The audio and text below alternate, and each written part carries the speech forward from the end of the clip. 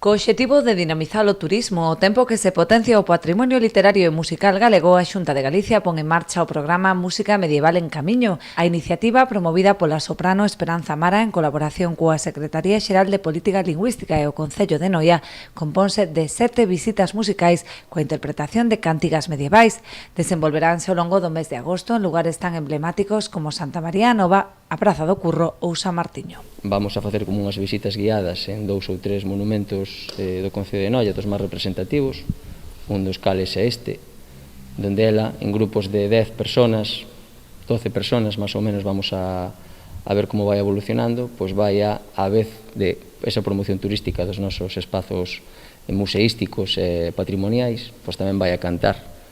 Entón, pois, imaginade o que pode representar un sitio como este, a vivir acompañado desta gran artista noiesa, por 10 personas ou 15, que se pare aquí, que che pode explicar o que significa este museo, igrexa, e que a vez che poida cantar, non? Pareceu-nos un proxecto espectacular. En cada un destes espazos interpretaránse 2 pezas con voz e acompañamento instrumental, cunha reproducción dos instrumentos do pórtico de San Martiño. As pezas forman parte da lírica galaico-portuguesa propia da orixe do Camiño de Santiago. Nestes microconcertos, vamos chamar así, ademais, xúntase a colaboración do Concello a través da recuperación dos instrumentos da Arquivolta de San Martiño, que se presentaron recentemente no Noia Harp Fest.